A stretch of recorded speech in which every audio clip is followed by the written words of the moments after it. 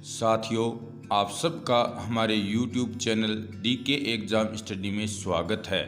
जैसा कि आपको विदित है कि हमने आपके लिए राजस्थान जीके की सीरीज चला रखी है, जिसमें शामिल है राजस्थान की राज व्यवस्था, भूगोल, इतिहास व कला संस्कृति। इनमें से राजस्थान पॉलिटिकल की कक्षाएँ चल रही है, जो video, REET, Rajasthan police, RAI, second grade, first grade teacher, पटवार, LDC, वनपाल, वनरक्षक आदि हेतु महत्वपूर्ण क्लास है। साथियों, वस्तुनिष्ठ प्रश्नों के माध्यम से संपूर्ण राजस्थान जीके सिलेबस को करवाया जाएगा।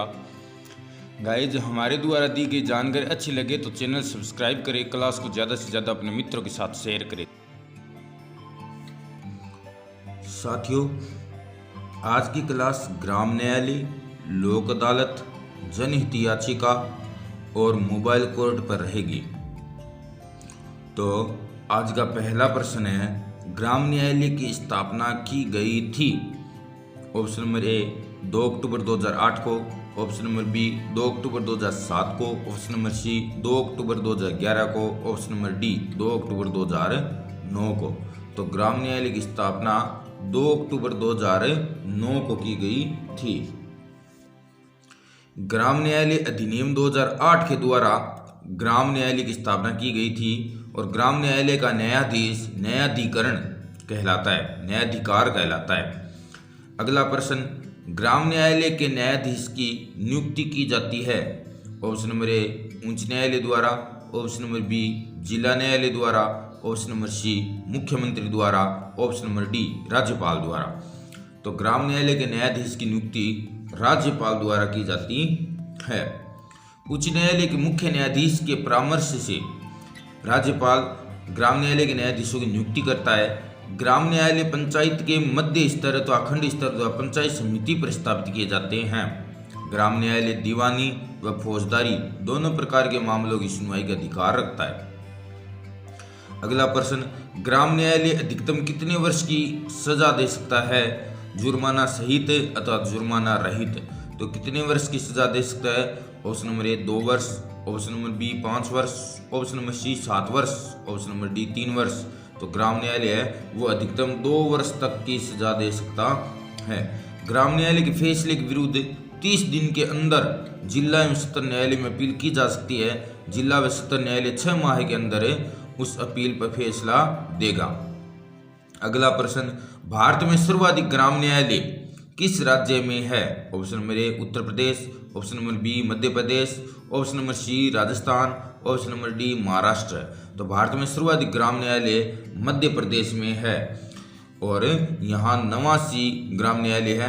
भारत में कुल 209 ग्राम न्यायालय है। सरकार का लक्ष्य 5000 ग्राम न्यायालय बनाने का था और देश का प्रथम ग्राम न्यायालय बरेसिया गांव भोपाल MP में 2 अक्टूबर 2009 में स्थापित किया गया था। राजस्थान का प्रथम ग्राम न्यायालय 27 नवंबर 2010 को कहाँ स्थापित किया गया? मोस्ट इंपोर्टेंट प्रश्न है। Option number A Bassi Jaipur, option number B Bassi Chittorgarh, option number C Rajgarh Alwar, option number D Srinagar Ajmer. तो राजस्थान का प्रथम ग्राम न्यायालय बस्सी गांव जयपुर में स्थापित किया गया था। राजस्थान में कुल 45 ग्राम न्यायालय है। लक्ष्य 145 ग्राम न्यायालय बनाने का था और ग्राम न्यायालय आदिवासी क्षेत्रों में स्थापित नहीं किए जाते। अगला प्रश्न, राज्यों में राज्य सरकार के द्वारा पारिवारिक अदालतों की स्थापना की जाएगी, किसकी सलाह से? ऑप्शन नंबर ए उच्च न्यायालय, ऑप्शन नंबर बी राज्यपाल, ऑप्शन नंबर सी संसद, ऑप्शन नंबर डी स्वविवेक। तो राज्यों में राज्य सरकार द्वारा पारिवारिक अदालतों की स्थापना उच्च न्यायालय के परामर्श से की जाएगी। पारिवारिक अदालतों में एक मुख्य न्यायाधीश होता है व एक अतिरिक्त न्यायाधीश होता है। और अगला प्रश्न, पारिवारिक न्यायालय के विरुद्ध अपील कहाँ की जा सकती है? ऑप्शन नंबर ए उच्च न्यायालय, ऑप्शन नंबर बी जिला न्यायालय, ऑप्शन नंबर सी फौजदारी न्यायालय, ऑप्शन नंबर डी कहीं पर नहीं। तो पारिवारिक न्यायालयों के विरुद्ध अपील उच्च न्यायालय में की जा सकती है। अनुच्छेद 136 के तहत इनकी अपील सर्वोच्च न्यायालय में भी की जा सकती है। इस न्यायालय में पति पत्नी के बीच विवाह से संबंधित विवादों को हल किया जाता है। अगला प्रश्न, राजस्थान में कुल कितने पारिवारिक न्यायालय है? Option number 1 6, option number B 7, option number C 10, option number D 15। तो राजस्थान में कुल 7 पारिवारिक न्यायालय स्थापित किए गए हैं और ये 7 निम्न स्थानों पर है: बालोतरा, बाड़मेर, धौलपुर, जैसलमेर, जालौर, करौली, प्रतापगढ़ और सिरोही। पारिवारिक न्यायालय की प्रकृति जिला न्यायालय के समान होती है। अगला प्रश्न, मोबाइल कोर्ट की अवधारणा का जनक किसे कहते हैं? तो option number A doctor APJ Abdul Kalam, option number B Atal Bihari Vajpayee, option number C Indira Gandhi, option number D Rajiv Gandhi. तो मोबाइल कोर्ट की अवधारणा के जनक डॉक्टर APJ अब्दुल कलाम को कहते हैं और मोबाइल कोर्ट का उपनाम है पहियों पर न्याय। अगला प्रश्न, भारत में प्रथम मोबाइल अदालत का प्रयोग सन 2007 में किया गया, कहाँ? Option number A Jaipur, option number B Mewat Haryana, option number C Sirsa Haryana और ऑप्शन नंबर डी पंजाब। तो भारत में प्रथम मोबाइल अदालत का प्रयोग है वो हरियाणा के मेवात जिले में किया गया था। अगला प्रश्न, फास्ट ट्रैक कोर्ट किसकी सिफारिश पर स्थापित किए गए? ऑप्शन नंबर ए 11वें वित्त आयोग, ऑप्शन नंबर बी उच्चतम न्यायालय, ऑप्शन नंबर सी राष्ट्रपति, ऑप्शन नंबर डी केंद्र सरकार। तो फास्ट ट्रैक कोर्ट 11वें वित्त आयोग की सिफारिश पर स्थापित किए गए थे और फास्ट ट्रैक कोर्ट का उद्देश्य विवादों का शीघ्र निपटारा करना होता है। इसके तहत अपराधी 5 वर्ष से अधिक समय तक अंडर ट्रायल के तहत जेल में रहता है और प्रत्येक जिले में 5 फास्ट ट्रैक अदालतों के गठन का प्रावधान किया गया है। अगला प्रश्न, भारत में जनहित याचिका का प्रावधान कहाँ से लिया गया? ऑप्शन नंबर ए रूस, option number B America, option number C Britain, option number D Italy. तो भारत में जनहित याचिका का प्रावधान अमेरिका से लिया गया है और भारत में जनहित याचिका की शुरुआत 1980 के दशक में हुई थी। एक से अधिक व्यक्तियों अथवा समुदाय के हित से जुड़े मामलों हेतु जनहित याचिका दायर की जाती है। अगला प्रश्न, जनहित याचिका एक न्यायिक पहल है जो शुरू की गई थी। ऑप्शन नंबर ए राज्य सरकार द्वारा, ऑप्शन नंबर बी केंद्र सरकार द्वारा, ऑप्शन नंबर सी सर्वोच्च न्यायालय द्वारा, ऑप्शन नंबर डी राष्ट्रपति द्वारा। तो जनहित याचिका है वो सर्वोच्च न्यायालय द्वारा स्थापित की गई थी और भारत में जनहित याचिका के जनक सर्वोच्च न्यायालय के मुख्य न्यायाधीश PN भगवती और उनके सहयोगी न्यायाधीश VS कृष्ण अय्यर को माना जाता है। जनहित याचिका की माता पुष्पा कपिला हिंगोरानी को माना जाता है क्योंकि इन्होंने प्रथम जनहित याचिका केस की सुनवाई की थी। अगला प्रश्न, जनहित याचिका कौन दायर कर सकता है? ऑप्शन नंबर ए स्वयं पीड़ित व्यक्ति, ऑप्शन नंबर बी पीड़ित व्यक्ति के रिश्तेदार, ऑप्शन नंबर सी गैर सरकारी संगठन, ऑप्शन नंबर डी उक्त सभी। तो जनहित याचिका है इनमें से सभी द्वारा दायर की जा सकती है और जनहित याचिका सुप्रीम कोर्ट व हाई कोर्ट में दायर भी की जा सकती है और जनहित याचिका के अन्य नाम है लोकहित याचिका बोलते हैं इसको, सामाजिक क्रिया याचिका, सामाजिक हित याचिका और वर्गीय क्रिया याचिका भी कहते हैं।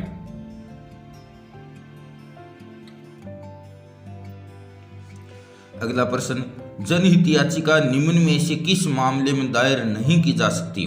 ऑप्शन नंबर ए पर्यावरणीय मामलों में, ऑप्शन नंबर बी दंगा पीड़ित मामलों में, ऑप्शन नंबर सी बाल शोषण संबंधी मामलों में, ऑप्शन नंबर डी मकान मालिक अथवा किराएदारों के मामले में।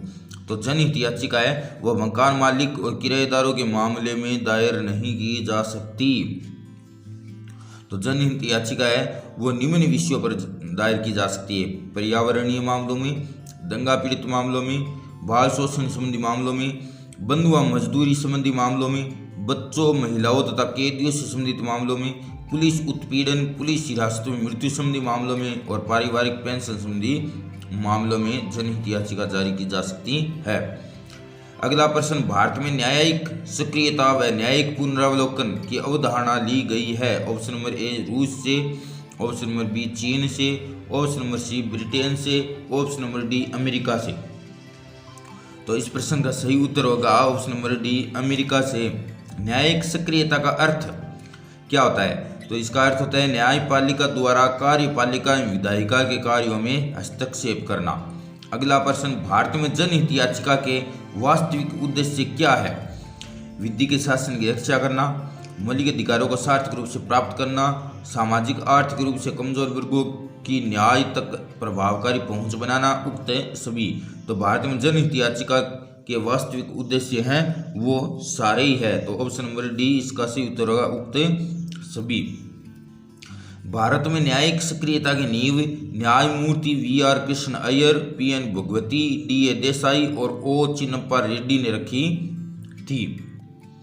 अगला प्रश्न, भारतीय संविधान के किस अनुच्छेद के तहत लोक अदालतों का आयोजन किया जाता है? ऑप्शन नंबर ए अनुच्छेद 39, ऑप्शन नंबर बी अनुच्छेद 39 क, ऑप्शन नंबर सी अनुच्छेद 40, ऑप्शन नंबर डी अनुच्छेद 40 क। तो भारतीय संविधान के अनुच्छेद 39 क के तहत लोक अदालतों की स्थापना की जाती है। नागरिकों को त्वरित व सुलभ न्याय प्रदान करने हेतु लोक अदालतों की व्यवस्था की गई है। अगला प्रश्न, लोक अदालतों का आयोजन विधिक सेवा प्राधिकरण 1987 के तहत किसके द्वारा किया जाता है? ऑप्शन नंबर ए सर्वोच्च न्यायालय, ऑप्शन नंबर बी उच्च न्यायालय, ऑप्शन नंबर सी जिला न्यायालय, ऑप्शन नंबर डी उक्त सभी। तो इस प्रश्न का सही उत्तर होगा ऑप्शन नंबर डी, उक्त सभी द्वारा लोक अदालतों का आयोजन किया जाता है। लोक अदालतों में सिविल व फौजदारी दोनों प्रकार के मामलों की सुनवाई की जाती है। अगला प्रश्न, भारत में सर्वप्रथम लोक अदालत का आयोजन कहाँ किया गया? Option number A Rajasthan, option number B Madhya Pradesh, option number C Chandigarh, option number D New Delhi. तो भारत में सर्वप्रथम लोक अदालत का आयोजन नई दिल्ली में किया गया था। नई दिल्ली में 6 अक्टूबर 1985 को सर्वोच्च न्यायालय के तत्कालिक मुख्य न्यायाधीश पी.एन. भगवती की अध्यक्षता में इसका आयोजन किया गया। और लोक अदालत में एक न्यायाधीश व 2 अन्य सदस्य अर्थात कुल 3 व्यक्ति होते हैं। और ये 3 व्यक्ति है वो एक सेवानिवृत्त अथवा वर्तमान सर्वोच्च उच्च न्यायालय का न्यायाधीश होता है, एक प्रसिद्ध वकील होता है और एक सामाजिक कार्यकर्ता होता है। अगला प्रश्न, राजस्थान में सर्वप्रथम लोक अदालत का आयोजन कहाँ हुआ? तो option number A Jaipur, option number B Udaipur, option number C Ajmer, option number D Kota. तो राजस्थान में सर्वप्रथम लोक अदालत का आयोजन कोटा में किया गया था। अगला कि लोक अदालत का आयोजन ग्राम पंचायत स्तर पर भी किया जा सकता है। लोक अदालत में किसी भी प्रकार का शुल्क नहीं लगता। लोक अदालत में व्यक्ति अपने मामलों की पैरवी स्वयं कर सकता है और उसे वकील की आवश्यकता नहीं होती। लोक अदालत के निर्णय के विरुद्ध कहीं भी अपील नहीं की जा सकती क्योंकि इसका निर्णय अंतिम होता है। और आज का अंतिम प्रश्न, लोक अदालतों में निम्न में से कौन से मामले दायर किए जाते हैं? ऑप्शन नंबर ए पारिवारिक विवाद संबंधी मामले जैसे दहेज, तलाक, ऑप्शन नंबर बी भूमि व किराएदार संबंधी मामले, ऑप्शन नंबर सी मोटर वाहन दुर्घटना व बीमा संबंधी मामले उक्त सभी। तो लोक अदालतों में ये सभी मामले दायर किए जा सकते हैं। तो साथियों, इससे अगली क्लास रहेगी राज्य सचिवालय यानी कि मुख्य सचिव पर।